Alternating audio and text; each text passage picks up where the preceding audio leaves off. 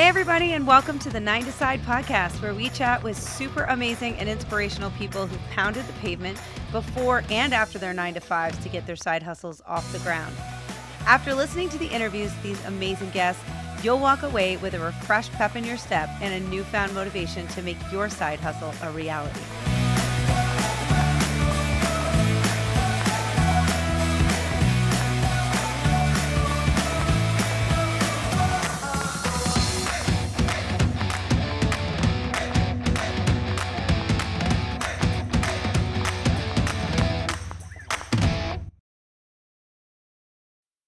Hey, everybody, and welcome to Season 2, Episode 7 of the 9 to Side podcast.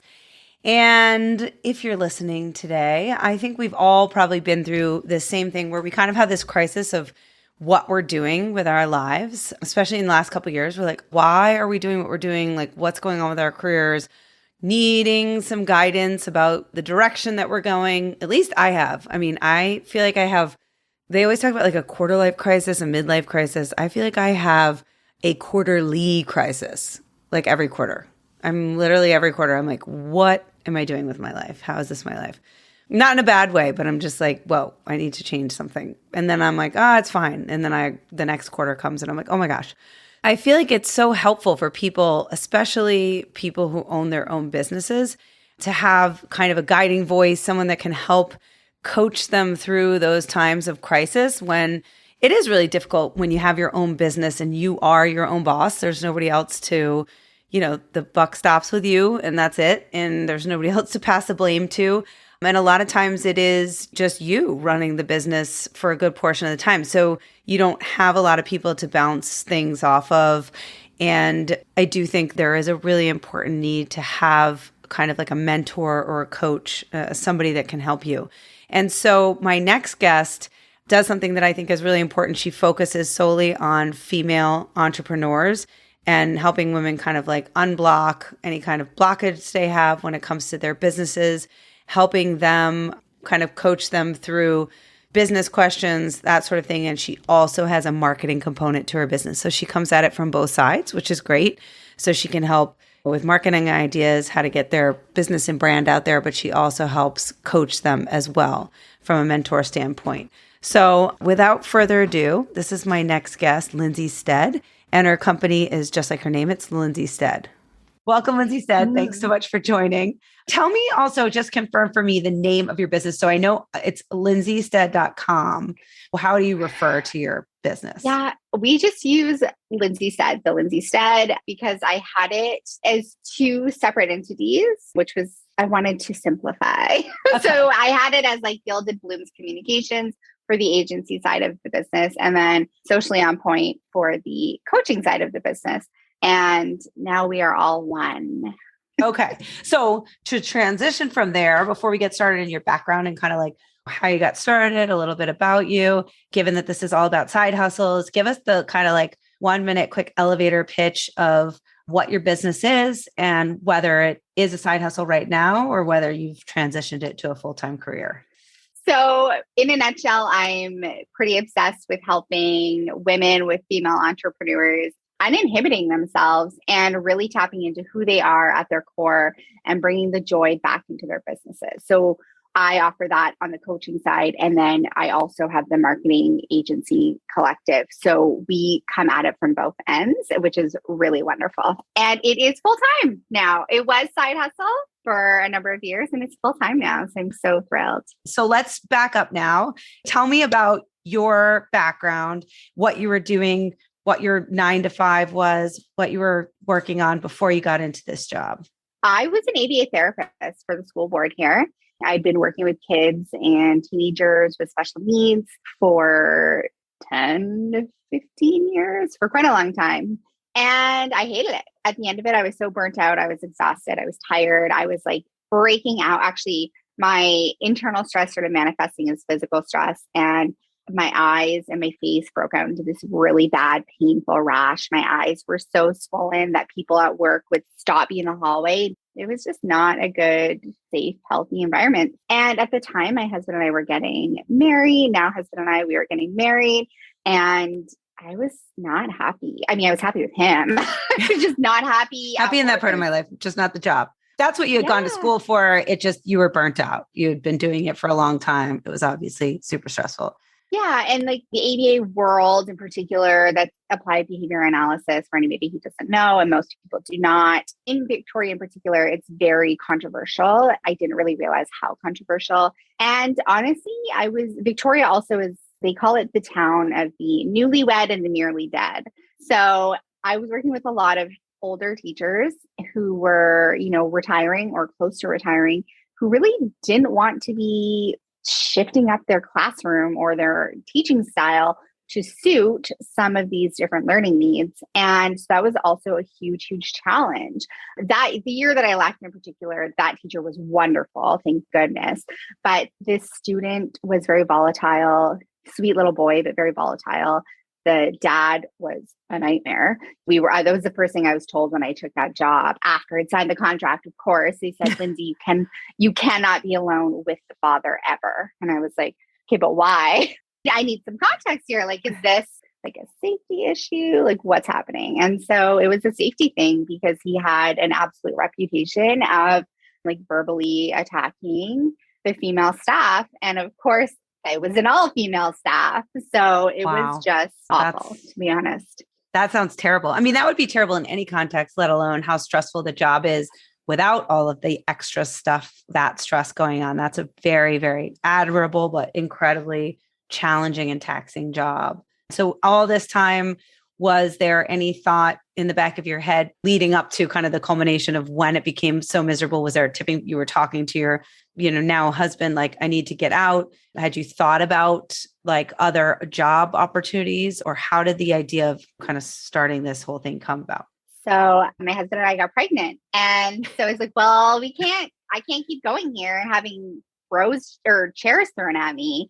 So it was really like, I often will say, like, my first daughter, older daughter, she saved me from that job because I was just going in and I was miserable and I felt like I couldn't leave because it was that job that you're brought up to cherish. And it is such an amazing opportunity when you have paid vacation and sick time and extended benefits and all the things that you're supposed to like really want in a career. And once you get it, you hold on, right?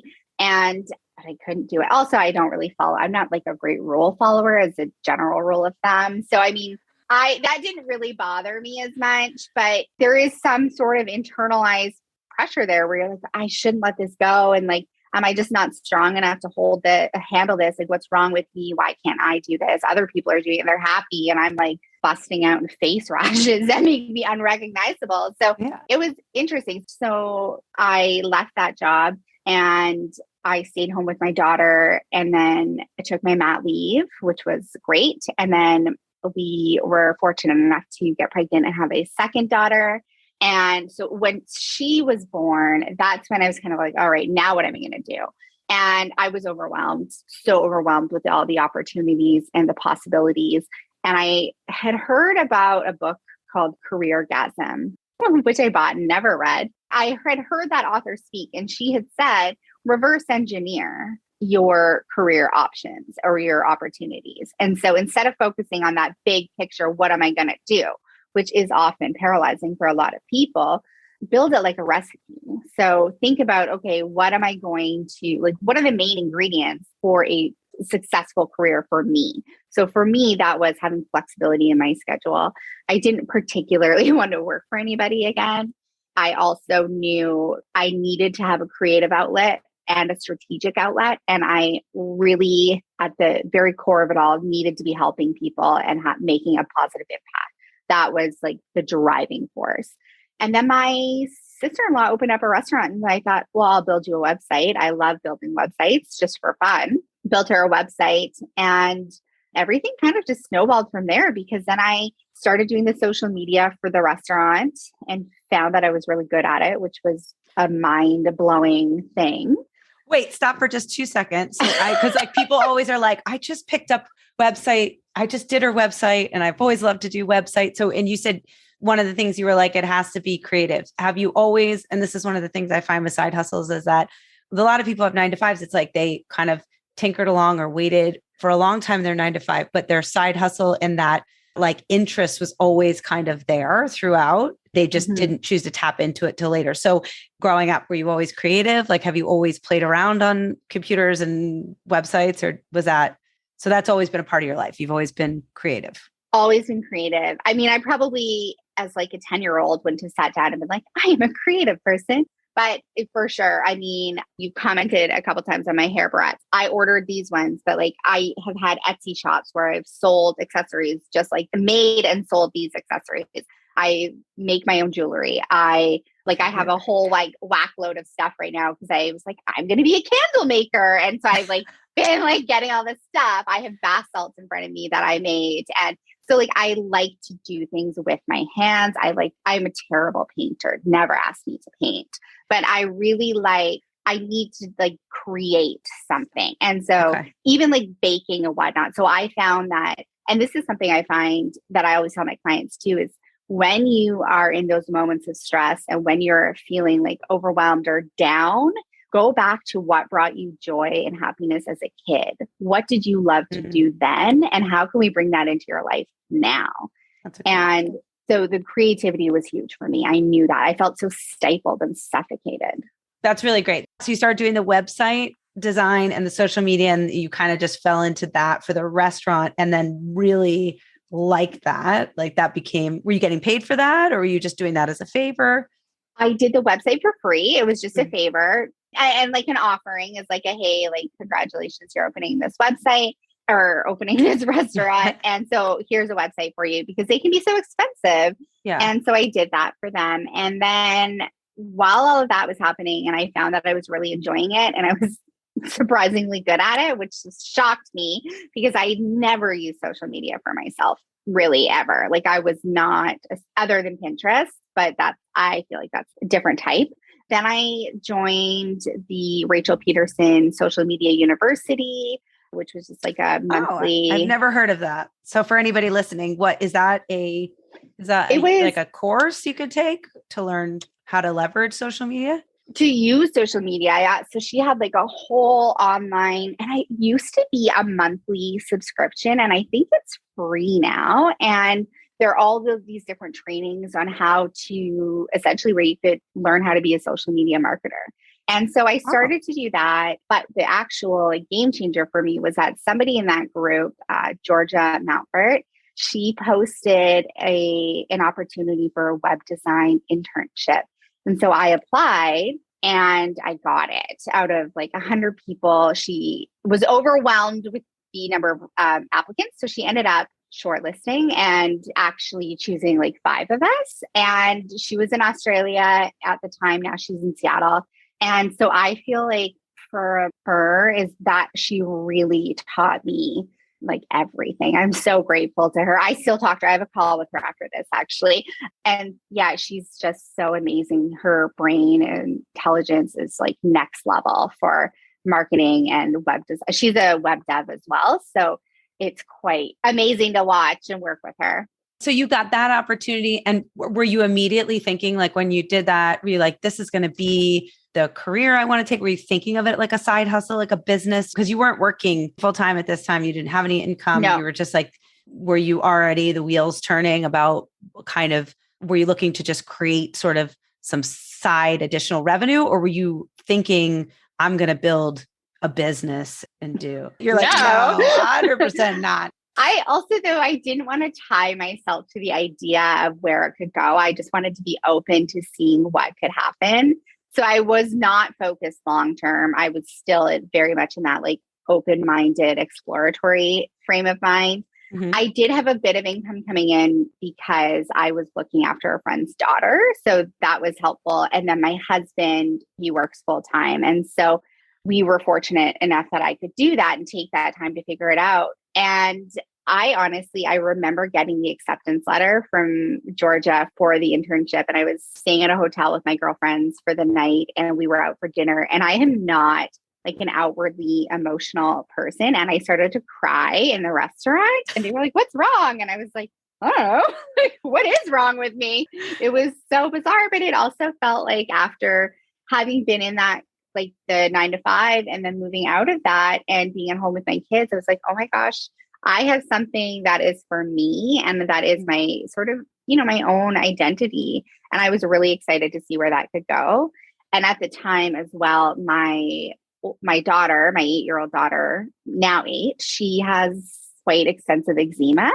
So, and she had since like infancy, and I had been brushed off by all the doctors. And so finally, I thought when I started making some money from this, I thought, okay, what I want to do seems like great goal, but in hindsight, we could have made this happen. But I thought I just want to make an extra $500 one month so that I can take her to the naturopath without having to worry about where that money is going to come from. I want to, take her for like a consult and the full blood workup and then a follow-up.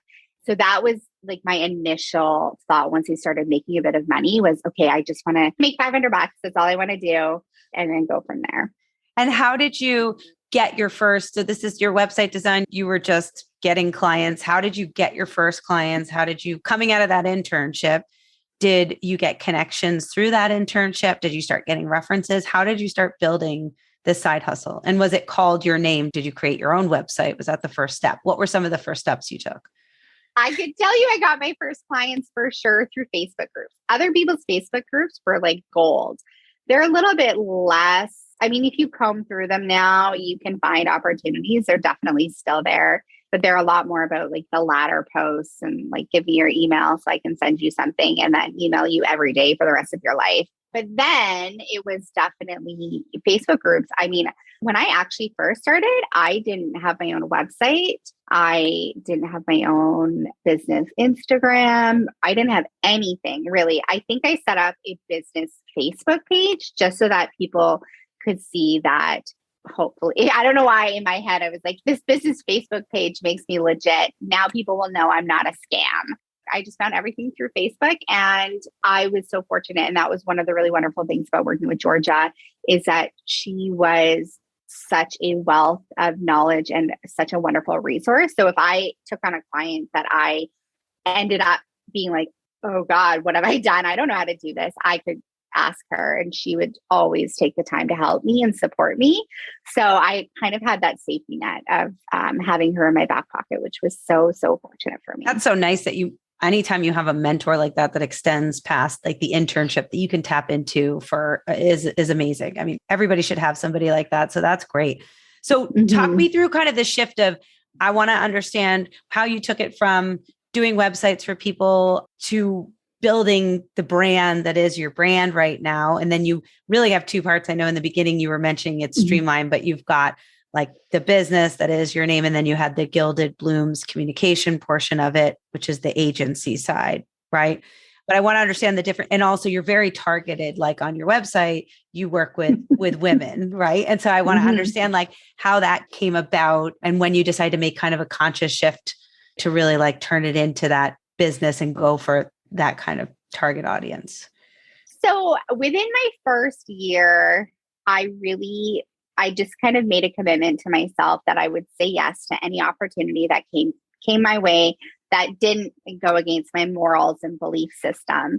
And so I did, and that expedited my growth astronomically, actually. And it also meant that when I was headhunted I must have had a LinkedIn profile actually, because at some point, I can't imagine it was very good or in depth at the time. But I ended up being invited to become an instructor of social media marketing at a college here locally.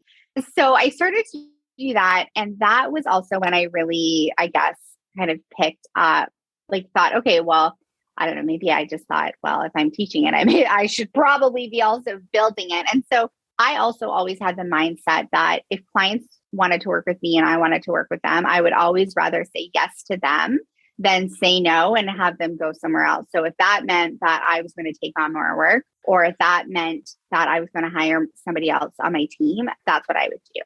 But really, it was a year of yes. That was really what just took me to where I am now.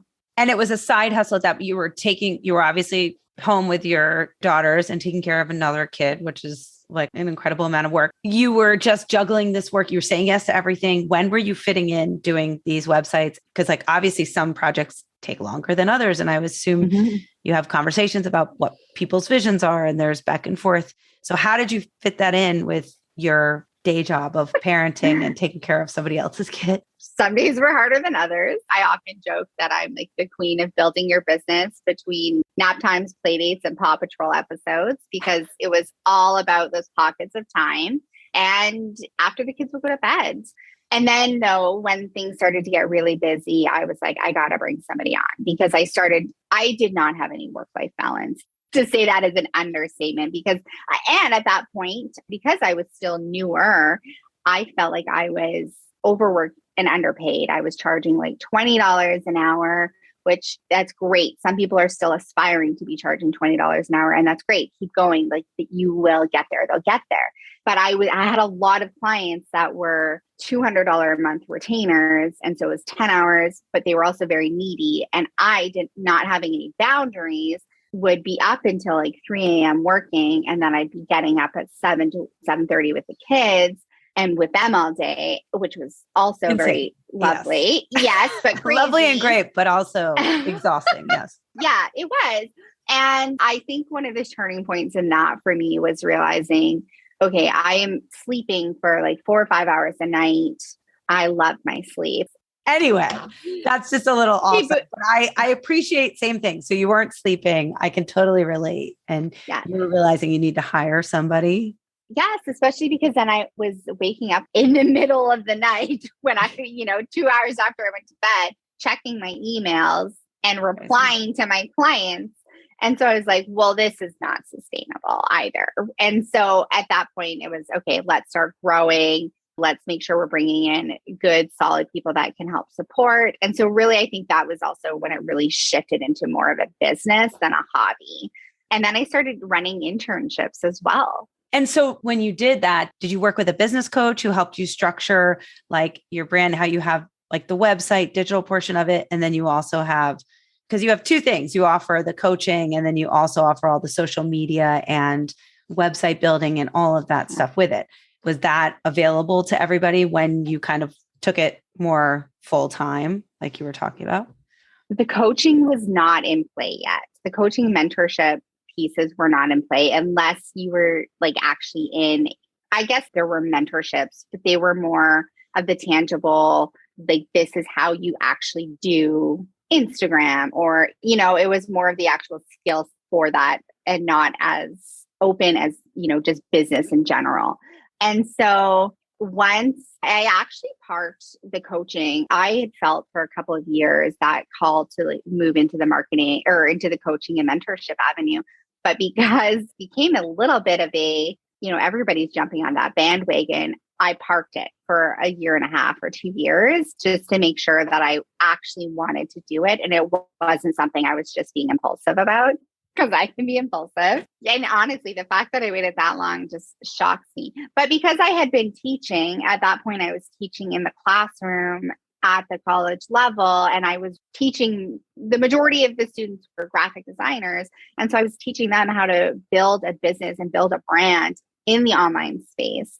And so I was getting more and more into that. And I just really loved it so much. I had grown up wanting to be a teacher.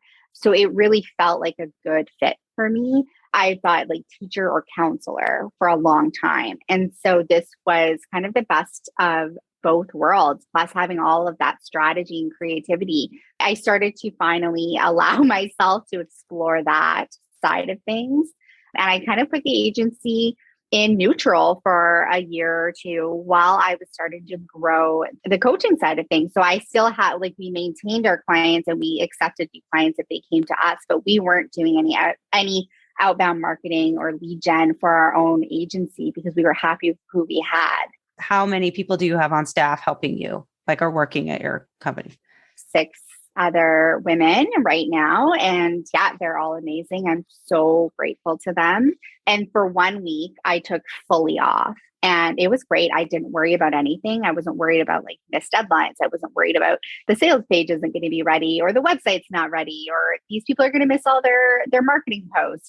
everything was handled and it was amazing. Are you the one that does the coaching or there are other people on your staff? You're the one that does the coaching? No, I'm the one that does the coaching. You do the coaching. So how many clients can you take on at a time when you're doing the coaching? It depends. I like to keep it a little bit lighter in the summer rather than the school year, just because my kids are home in the summer. They're around a lot more. And also depends on if I have any like group programs or anything running at the same time. But in terms of my one-to-one, I can take up to about 9 people at any given time. And it's great. That's a good amount because I know you offer all different types of options and packages that you've created for coaching. I have a question about coaching. This is just general sort of that I always wonder about coaching. So when you see your website, and I saw some of your success stories, some of your testimonials, which are great. People who've loved working with you, obviously, and you've helped them grow their business. How do you manage and set expectations and then feel confident about the ability to deliver on those with the business that you're given, the person you're working with? I mean, there's so many variables in that it seems like such a difficult business to have somebody be like, pick you and be like, yes, grow my business, take it from here to here, and then deliver on that because who knows what you're getting and whether people want. How do you handle that? I'm very honest with my clients or potential clients. And for people who say like, what will my ROI be? I'm going to tell you, I have no idea because I'm only one piece of this puzzle. I'm only one piece of this. Like this is going to be a partnership. So I will be here for you and I will help you. I will strategize with you. I will help you with execution. I will pick you up if you are crying. I'll be that shoulder to lean on. I will be your cheerleader. I will be what you need. But I can only do so much. You also have to show up for you. As long as you show up, we can move mountains together. And I mean, one of my clients, as an example, when she and I started together, she was making $289 in retainers per month as an editor and as a copy editor. And when we finished, she was consistently over $5,000 months every month. And she had like streamlined her business. She felt a lot better about it. She was more excited. She was finally hitting that work-life balance because before she wasn't. She was working herself into the ground. Everything changed for her. But she showed up and she had resistance to some of my suggestions and ideas, as we all do at different times. And I would say to her, look, that's fine. Like, just because I suggest it doesn't mean you have to do it. This has to feel good to you too. And if it doesn't, we'll find a different way. However, if you're saying no because you're afraid, let's talk about that and figure out a way to go through that. And so, I mean, she was amazing. She showed up, she advocated for herself. We had some great conversations. And at the end of all of these packages, like all of these containers, almost every single time I walk away with a new friend. Like, we are friends because we're so involved. I was going to ask you, what's the typical time frame? Is it set for everybody? Is it like I offer you X number of hours and after a certain amount of months, then that's when you cut it off? Or is it different for everybody? It can be different for everybody. I mean, they usually start out as like a 4-month or a 6-month contract. It's totally up to them. And then once that contract is up, if they would like to continue, we can continue on a month-to-month basis. If they would like a break and then they want to come back. I often wonder if too, with the coaching, is it because I've talked to people who have like set kind of almost like a set manual where it's like, this is what I offer and they talk you through it. But do you have a formula, something you've patented that you've created that's like a success plan that you can sort of spit out and regenerate? Or with every person, like, what do you feel like is the value of them coming to you versus somebody else? Like, what are you offering them? Honestly, I do not use a specific framework or formula and I very intentionally don't, because for me, the way that I get into the businesses of my clients, it's so different person to person. And yes, there are certain things that we will always look at. We, start out by reevaluating or shifting or tweaking. But part of my whole belief system is that we don't have to do things the way that everybody else is doing them. I'm an introvert. So coming into the online space and seeing so many extroverts, it was like, well, what am I doing here? And a lot of my clients are introverts. And so I don't use a specific formula. Yes, I will pull from things that I've done before or done with other clients, and I have an outline, I have an idea, but trust me, there is never a shortage of things to work on or work through. Right. And I always tell my clients, I can create this formula. I can do the steps 1 to 10 that we did with so-and-so. However, you are a completely different person. You are here with different experiences, and I want to meet you where you're at and go from there. Because why are we trying to build your business based off the model of somebody else's? Yeah, no, that makes complete sense. So and obviously, based on your website, you've got so many success stories. How do you get most of your clients? Do you advertising yourself? Are you active on social media doing that? How are most of your clients brought to you? Mostly through Instagram. Oh, really? Yeah, almost all of them. Actually, I should say it's probably split about 50-50 between Instagram and referrals. So the people that I've worked with, they often refer me to other people. And so that has been a really wonderful thing for me. And I think it's part of the reason that I have such great testimonials. It's because people aren't afraid to refer me because they enjoyed our experience and they got what they wanted and more out of it. Do you still have a pause on the digital side of your agency? Or are you actively promoting that now? We're picking it back up. We signed a few clients in February, so got them up and running, and we've got another one coming on in May. It's also growing again, which is awesome. That's great. So which side of your business earns the most for you in terms of revenue, or are they equal? It ebbs and flows for sure. I would say probably the coaching side now brings in more. But like I said, it ebbs and flows. And really where is also dictated by where our focus is. Got it. Well, I think it's great. You have such a great offering because I think you offer either just the coaching or you offer, the whole package if you want to do everything, if they need the website and the social media and all of that. So it's kind of a one-stop shop, which is really nice.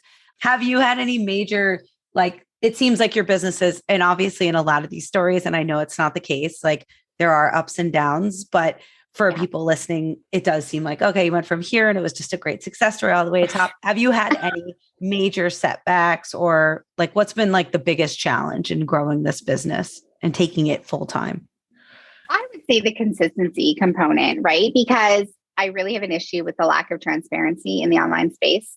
It really bothers me actually, because I think it does leave that idea of, oh, it was just so easy for people. They just hit this trajectory. I mean, trust, it was not always easy for me. And those late nights and early mornings, things were hard. And I had some brutal clients that were borderline or questionably verbally abusive. And it was not always smooth sailing. For somebody who is listening, who's interested in going into something similar or maybe has a few clients, what would be some tips or advice that you would give looking back on your journey? I would say definitely say yes. I mean, I feel like that was the biggest thing for me, being open to opportunity and not being tied to one specific outcome was huge for me because it allowed me to sort of dip my toe in different areas and see what I liked, see what I didn't like, see who I liked to work with, who I did not like to work with, and then make decisions from there. I never focused on having all the steps figured out to the end goal because I didn't know what that end goal was. And I still don't know what that end goal is. And that I'm totally fine with that because I feel like that allows me to release that pressure to a much bigger degree than I could if I knew exactly where I wanted to be in that 5 years. I like to say plan with flexibility. So make a bit of a plan and make sure that you're working towards that on a daily basis.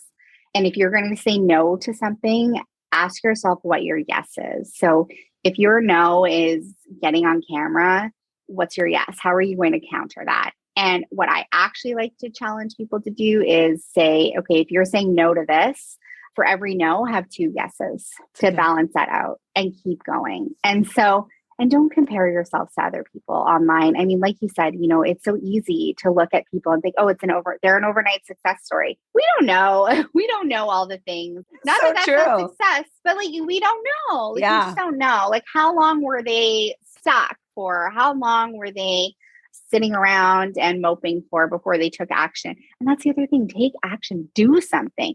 you can plan yourself into oblivion, but if you ever never do anything with it, you're not going to go anywhere.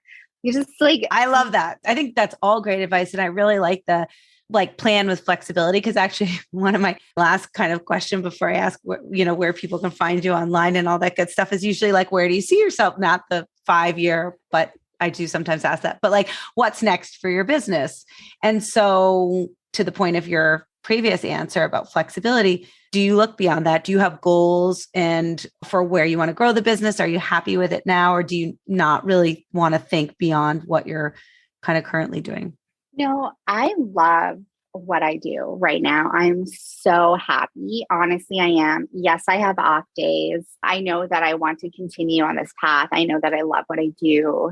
I know I want to help more people, but I don't totally know where we're going yet. And I find that really exciting. That's great. Everything that you offer too, and the advice of just like do something and move forward. Because I sometimes think that even if you don't have a plan, just moving forward will sometimes take you someplace. You might not have it figured out, like you said, but you're moving forward and then you'll figure it out as you go. And totally, I'm very similar to you in that way, where I don't always have the big plan figured out. So I think that's great.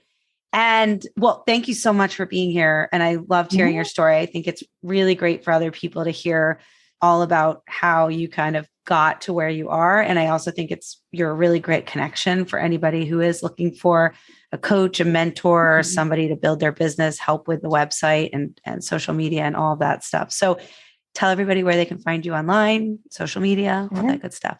So my Instagram is where I am the most, and that's just at the Lindsay Stead. My website is www.thelindsaystead.com. And those are the two primary places to connect with me. Otherwise, you can find me on Facebook and on LinkedIn, even on TikTok, actually, a little bit. But there you go. Consistently on Instagram. Yeah. Well, thank you so much. This was amazing.